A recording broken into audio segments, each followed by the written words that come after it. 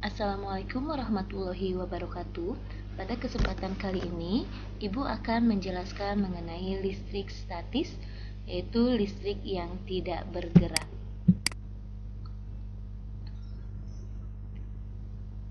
Di sini ada penggaris plastik dan sobekan kertas kecil. Mengapa penggaris plastik yang digosok-gosokkan pada rambut dapat menarik kertas-kertas kecil? Untuk dapat menjawab pertanyaan di atas, perlu kita pahami tentang listrik statis.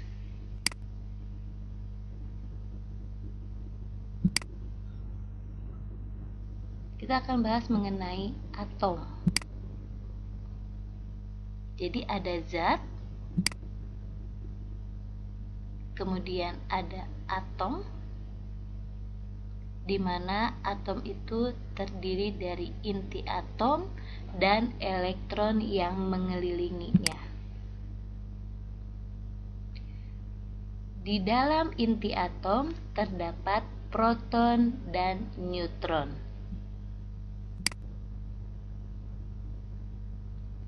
Partikel penyusun atom itu yang pertama ada proton, di mana dia bermuatan positif, ada neutron, tidak bermuatan, di mana proton dan neutron itu adanya di inti atom. Kemudian ada elektron yang bermuatan negatif yang mengelilingi inti atom. Susunan partikel zat padat. Jadi di sini adalah susunannya rapat. Kalau kita itu bagi, masih tetap rapat. Nah, kemudian kalau kita bagi lagi, maka jadilah satu partikel yang disebut atom. Di mana di inti atomnya tadi neutron netral, proton positif, elektron yang berkelilingnya muatan negatif.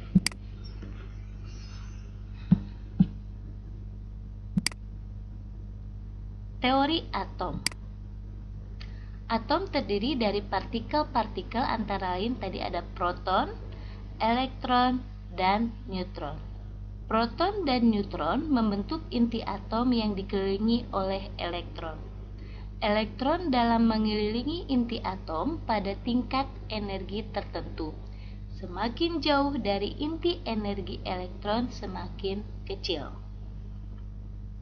Atom netral jika jumlah proton sama dengan jumlah elektron. Atom bermuatan positif jika kekurangan elektron. Atom bermuatan negatif jika kelebihan elektron.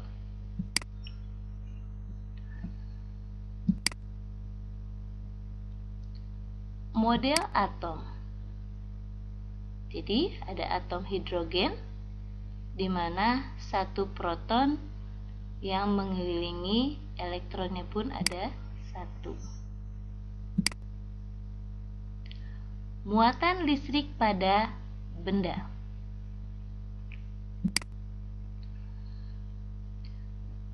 Penggaris plastik yang digosok-gosok dengan rambut dapat menarik bulu ayam. Bagaimana hal ini dapat terjadi? Apa yang terjadi dengan penggaris listrik dan bulu ayam sehingga bulu ayam dapat ketarik oleh penggaris plastik?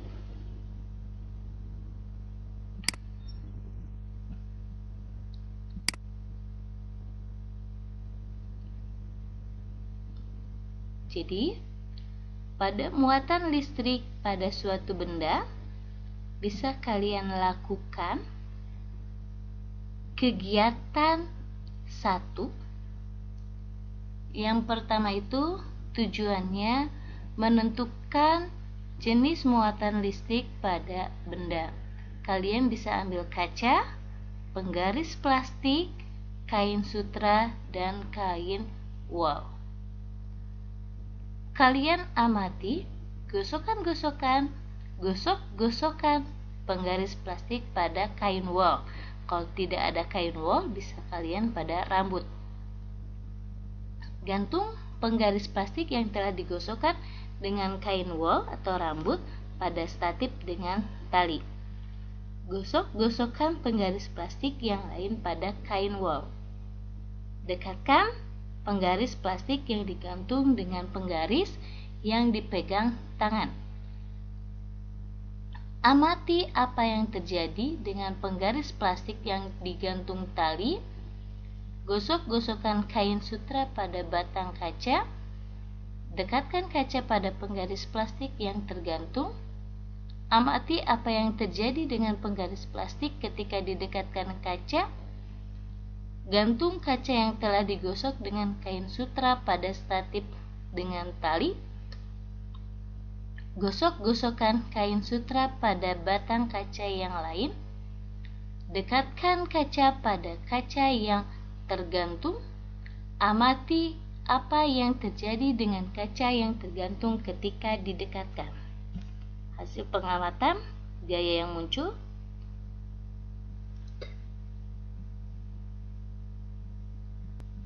Plastik didekatkan plastik. Plastik didekatkan kaca.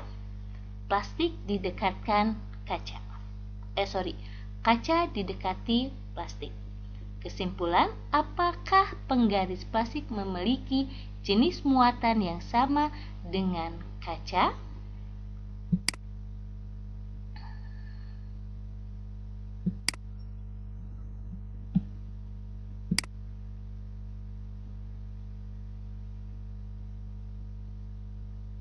Kesimpulannya,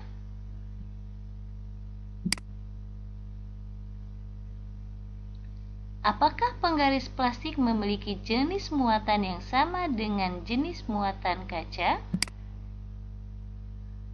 Kalau begitu, penggaris plastik yang telah digosokkan dengan kain wol kita tetapkan menjadi bermuatan listrik dengan jenis apa? Dan pada kaca yang telah digosokkan dengan kain sutra, kita tetapkan menjadi bermuatan listrik jenis apa?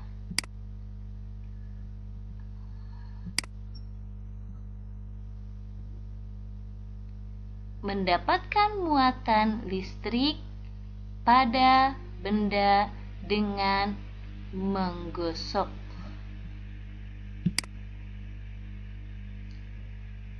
Ada kain wol, ada kaca. Dia netral dan netral. Netral itu jumlah positif dan negatifnya, proton dan elektronnya itu sama. 1, 2, 3, 4, 5, 6, 7, 8. Sama ya. Ini juga netral. Kita akan amati kalau digosokkan. Lihat apa yang terjadi.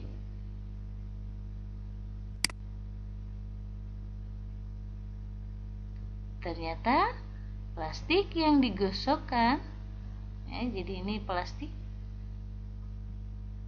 Ini plastik. Plastik yang digosokkan dengan kain wol, maka plastik akan bermuatan listrik negatif. Kenapa? Karena dia kehilangan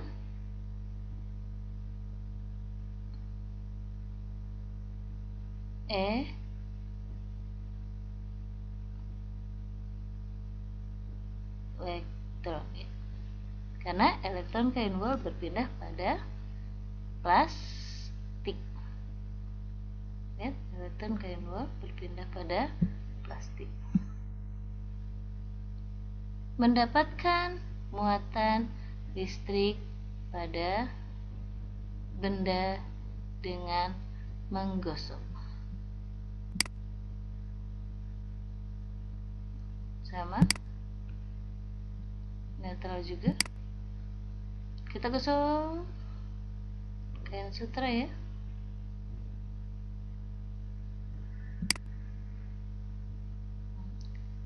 Kaca yang bermuatan atau kaca yang digosok-gosok dengan kain sutra, maka kaca akan menjadi bermuatan listrik positif karena elektron kaca berpindah pada kain sutra. Jadi ingat, yang berpindah itu adalah elektron. Tadi pada plastik atau penggaris plastik digosokkan kain wol, maka dia akan bermuatan listrik negatif. Kenapa? Karena elektron di kain wol dia berpindah ke penggaris kaca. Kalau ini sebaliknya, kaca, elektron di kaca berpindah ke kain sutra. Interaksi antar muatan listrik.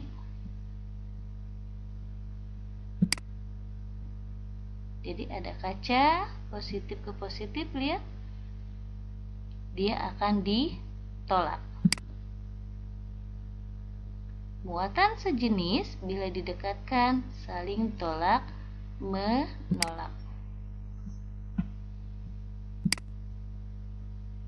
Interaksi kaca, lihat ada plastik dan kaca. Kalau didekatkan, ditarik,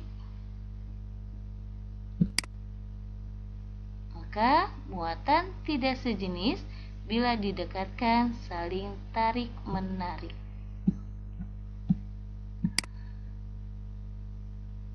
Kita akan masuk ke hukum Coulomb. Di situ ada Q1 dan Q2 dengan jarak tertentu akan menghasilkan gaya. Di situ lihat, positif akan menjauhi, kemudian negatif akan mendekati, ada jarak tertentu. Besar gaya tarik atau tolak antar muatan sebanding dengan besar muatan masing-masing dan berbanding terbalik dengan kuadrat jarak antara kedua muatan. Itu adalah bunyi hukum Coulomb.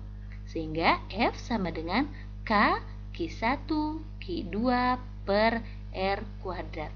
Atau terkenal F itu sama dengan K Q rata. F itu gaya Coulomb, satuannya Newton. Q itu muatan, satuannya Coulomb. R itu adalah jarak, satuannya meter. K itu adalah ketetapan Coulomb dan nilainya 9 kali 10 pangkat 9 Newton meter pangkat 2 per Coulomb pangkat 2. Contohnya, dua buah benda masing-masing bermuatan listrik 3 mikrocoulomb dan minus 2 mikrocoulomb yang terpisah sejauh 10 cm bila ketetapan Coulombnya 9 kali 10 pangkat 9 Newton meter kuadrat per sekon kuadrat. Berapakah besar gaya tarik antara kedua muatan? F1 itu adalah F-nya K Q1 Q2 per R kuadrat. K-nya 9 kali 10 pangkat 9. Q-nya, Q1-nya kilo, 3 kali mikro itu adalah 10 pangkat min 6 dikali 2 kali 10 pangkat min 6. Ingat, mikro 10 pangkat min 6. Kemudian dibagi sentimeter dirubah ke meter, itu adalah dibagi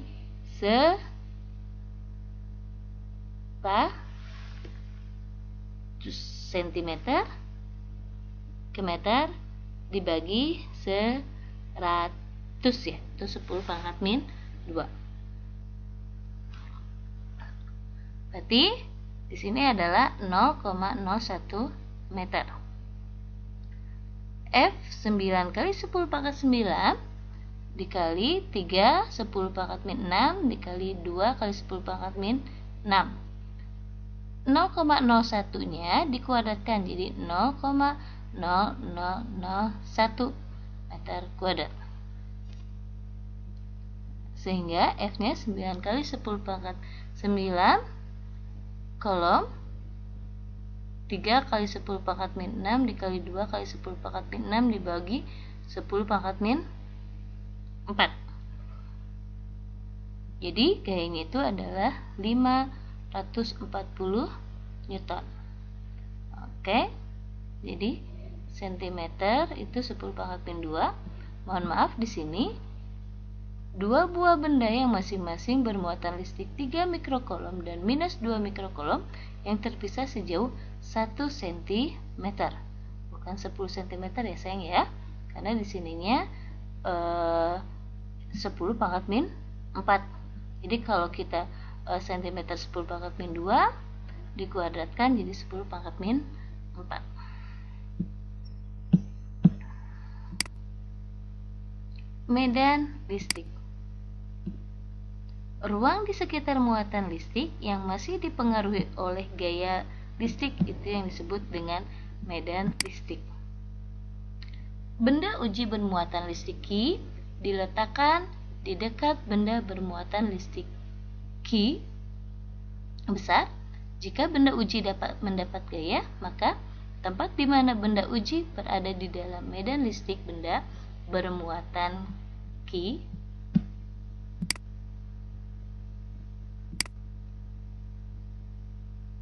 di sini ada Q muatan ujinya.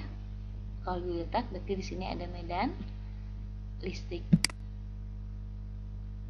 Semakin jauh letak benda uji dari benda bermuatan Q, maka gaya pengaruhnya semakin kecil, sehingga kuat medan listriknya semakin kecil.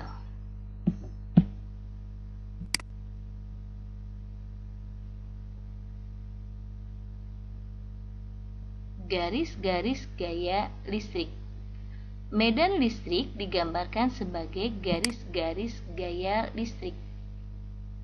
Kalau yang positif, arah garis gaya listrik bermuatan positif meninggalkan muatan. Kepo, keluar untuk positif.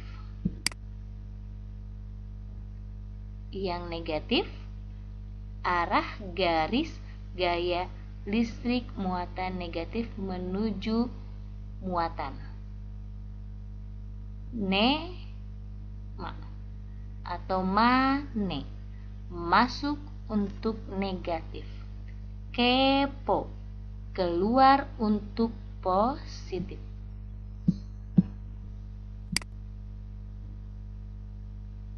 Pola garis gaya listrik pada dua muatan yang berdekatan. Lihat, kalau positif, negatif, itu dia ada yang berdekatan, berinteraksi. Lihat, kalau negatif, maka ini adalah kelihatan tarik-menarik. Kalau ini kelihatan tolak-menolak. Terlihat. Ya, tolak-menolak.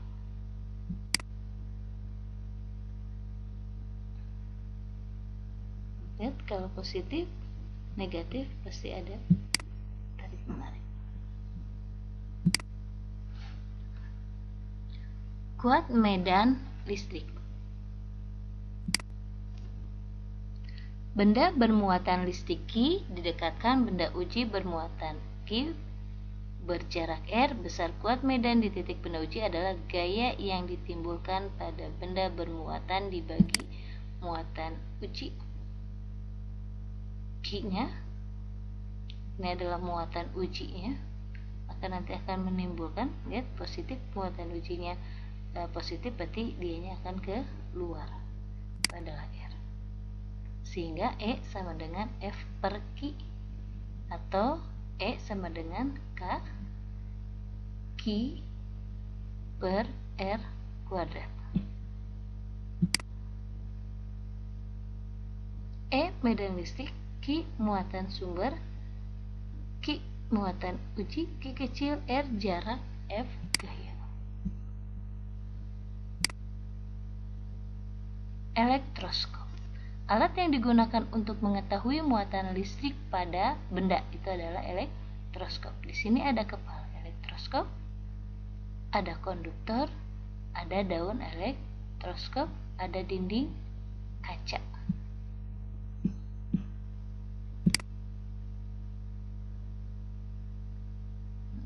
Karya kreatif. Kalian bisa membuat elektroskop sederhana, botol bekas minuman kecil, aluminium foil, bisa bekas bungkus rokok, kawat tembaga, amplas, gabus, penggaris, plastik. Langkah-langkahnya bagaimana? Ambil aluminium foil yang bekas bungkus rokok, atau kalian itu kalau orang tua kalian bisa misalkan untuk yang membakar di oven itu juga ada. Pisahkan kertas yang menempel aluminium foil dengan cara membakar hingga aluminium foil bersih dari kertas yang menempel. Potong aluminium foil ukuran 0,5 cm kali 4 cm. Amplas kedua ujung kawat tembaga dan tekukan salah satu ujung kawat hingga berbentuk seperti gambar. Lihat. Letakkan potongan aluminium foil pada ujung kawat yang telah ditekukan seperti gambar nanti. Masukkan kawat tembaga yang telah diberikan aluminium dalam tutup botol seperti gambar. Remas aluminium foil dan tancapkan ujung tembaganya di luar botol. Gosok plastiknya ke rambut.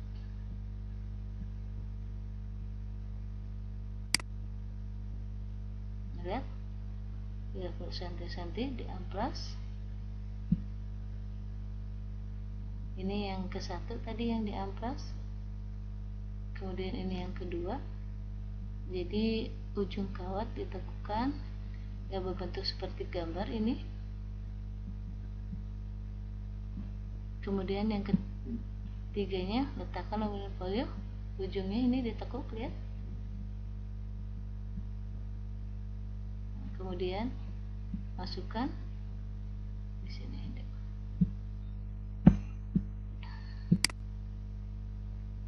Prinsip kerja elektroskop. Pada saat elektroskop netral, daun elektroskop tertutup. Pada saat elektroskop bermuatan, daun elektroskop terbuka. Mau dia bermuatan positif ataupun dia bermuatan negatif. Muatan listrik pada elektroskop dengan induksi.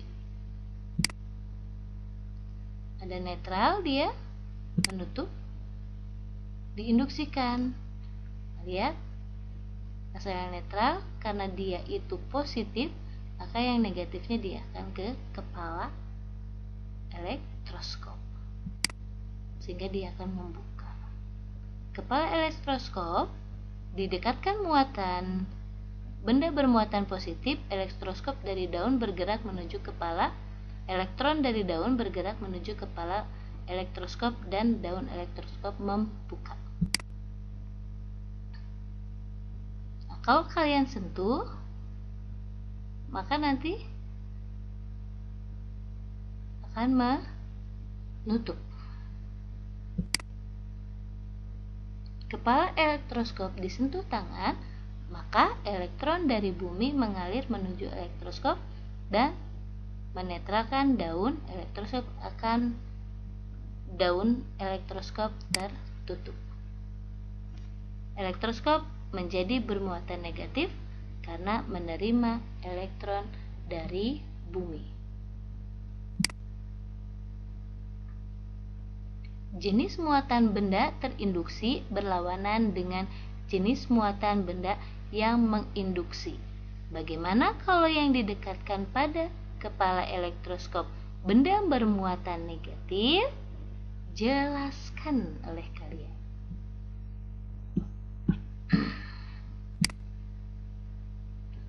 Kilat. Lihat kilat. Nih, awan buatan negatif. Kilat berarti elektron negatifnya berpindah ke bumi sehingga dia nanti akan hancur. Karena rumah memiliki hambatan yang besar, maka ketika dilewati elektron dalam jumlah yang besar, rumah akan mengalami kerusakan. Artinya, rumah tersambar petir.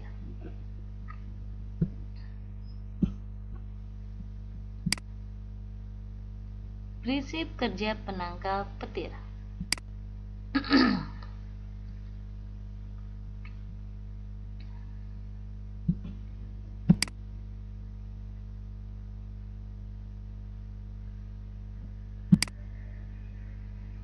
Penangkal petir, lihat ada elektronnya. Nah, nanti si elektron yang dari awan itu dia akan ditangkap oleh penangkal petir. Lihat, satu persatu elektron yang dari awan dia akan disalurkan atau ditangkap oleh penangkal petir, sehingga rumahnya akan menjadi netral kembali. Ketika rumah terinduksi oleh awan yang bermuatan, sehingga atap rumah menjadi bermuatan positif, maka muatan negatif awan mengalir dari awan ke bumi melalui penangkal petir.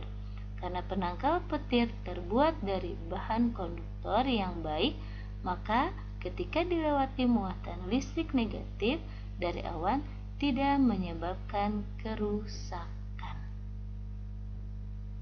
Jadi tidak menyebabkan kerusakan.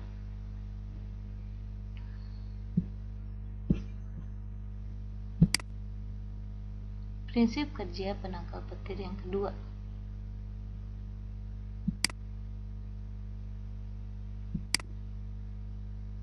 Ada penangkal petir, ada awan.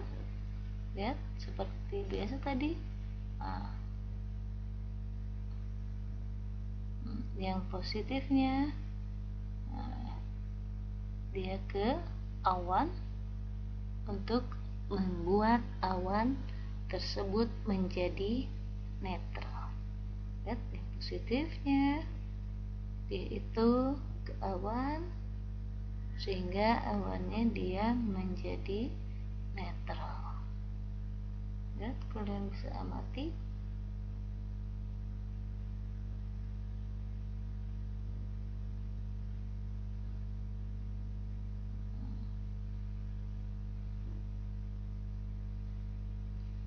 Ketika rumah terinduksi oleh awan yang bermuatan, sehingga atap rumah dan penangkal petir menjadi bermuatan positif, karena penangkal petir terbuat dari bahan konduktor yang ujungnya runcing, maka udara di sekitar penangkal petir akan terionisasi oleh ion negatif, akan ketarik penangkal petir dan dialiri ke bumi. Sedangkan ion positif akan ketarik ke awan dan menetralkan awan.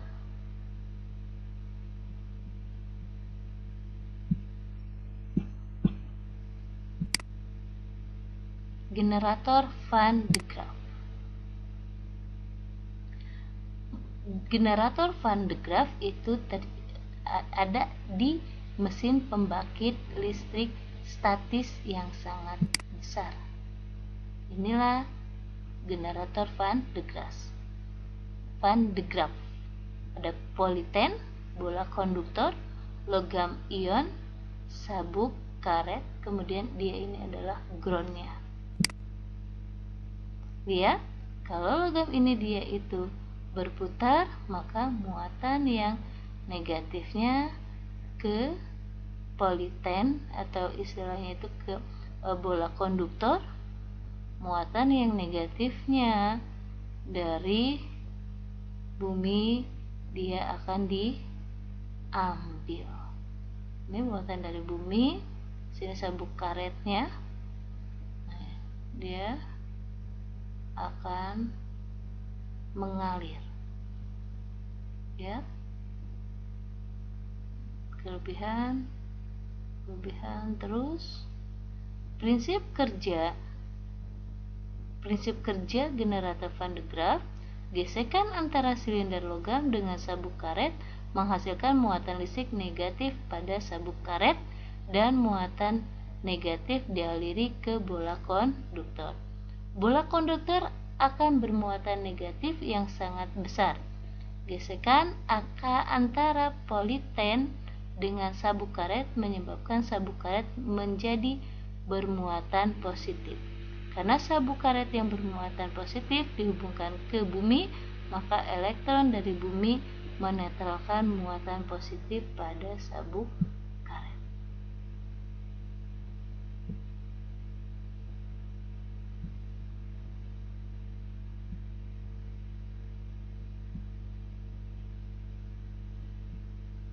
Oke, mungkin cukup sekian pembahasan dari Ibu mengenai listrik statis. Nanti kita akan membahas kembali. Jika ada pertanyaan, kalian bisa klik di kolom komentar Ibu.